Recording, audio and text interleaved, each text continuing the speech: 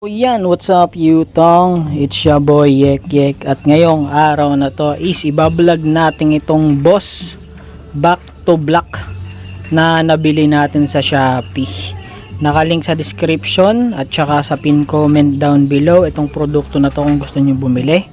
So ayun nga, sa mga nakasaksi, mabisa nga daw ito kahit sa tambucho, no? So susubukan natin siya. Okay, so ang kailangan dito malinis yung surface, clean and dry. Kailangan walang dust, dirt or wax.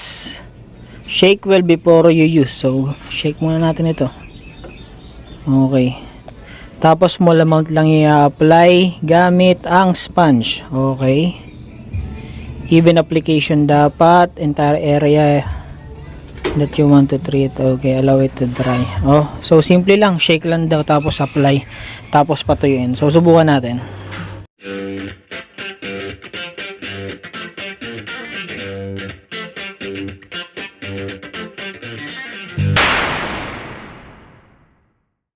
So aray, magkulay tayo ng ating tambucho na nawala na yung pintura kasi araw-araw natin ginagamit ang ating motor at gagamitin nga natin itong Boss Back to Black. Ayan, nakikita nyo, sinishake ko pa dahil kailangan talagang i-shake ito.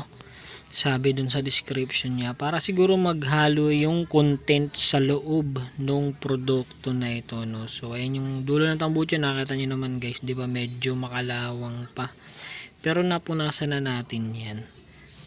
Tsaka natin siya lagyan ng ating Boss Back to Black. Malalaan natin yung pagka ginamit natin yung tambucho kung gaano tatagal itong Boss Back to Black na to. Pero ayon naman dun sa mga review na nakita ko is nakakaano naman daw siya.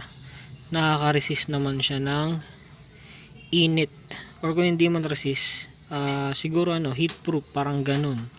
Hindi kasi siya basta-basta natatanggal. So pinataan ko lang na ganyan. Then pinahiran natin ng pumay nang bilis niyang mag black. Kasi nga pintura siya eh. Black na agad. 'Di ba? So, yan, tuloy-tuloy lang hanggang yung buong area na walang pintura is matakpan natin. Ito kasing nilalagyan ko guys, ito yung pinakamainit na parte ng ating tambucho, no? So yan. Tapos patuyuin lang daw. Hindi nakalagay doon kung ilang oras. Siguro hanggang sa kaya ng hawakan yung pintura. Hanggang doon siguro yung pagpapatuyo sa kanya bago gamitin ulit yung tambucho, no?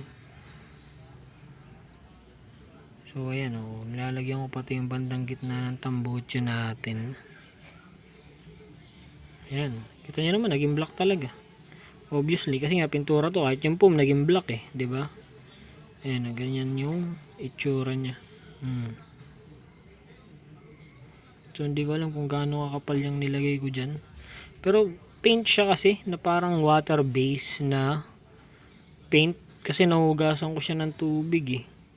Pero siguro kung matutuyo ng maayos, mas tatagal yung buhay niya, mas matagal yung itim niya, no? Huwag niyo ilalagay ito guys sa mga may kintab na parts ng motor. So yan na siya. So are yan, bakbak na yung pintura niya dyan, pero mat lang yan. Pwede nating lagyan natin yan. Pati ito, kita nyo, makalawang. Pati ito, makalawang. So lagyan natin.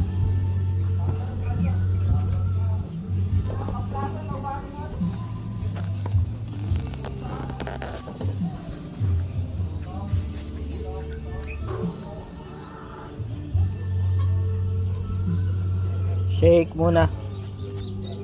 And then maglagay lang ng konti daw.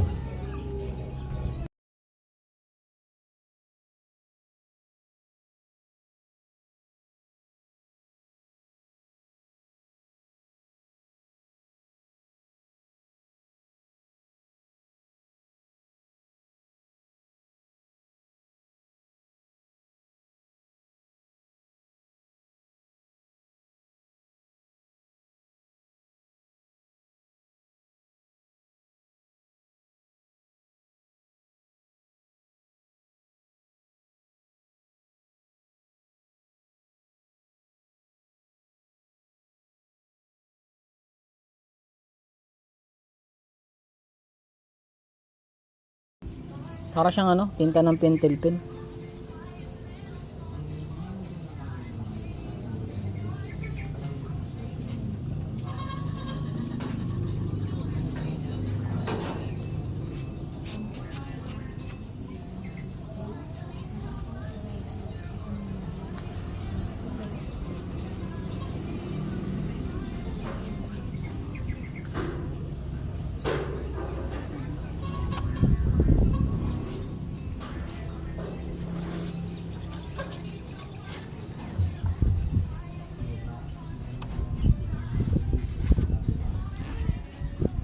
Sa metal part lang ako maglalagay, hindi sa plastic.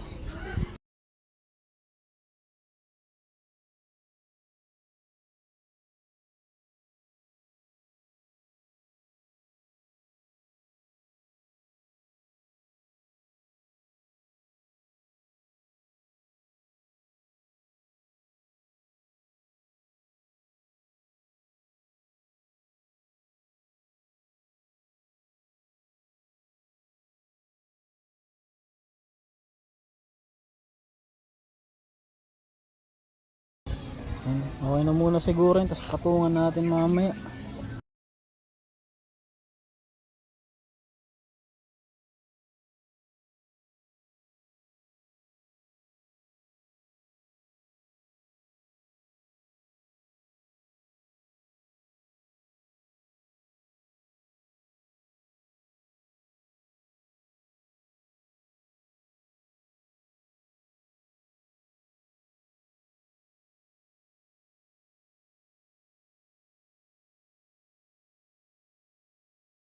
Tapos ito, papahirang ko rin, pero hindi na siguro natin bibidyoan. Mahirap maghawak ng ano habang nagpapahid eh. Basta papahirang ko siya ng back to black. Ayan yung mga kinakalawang na yan na part.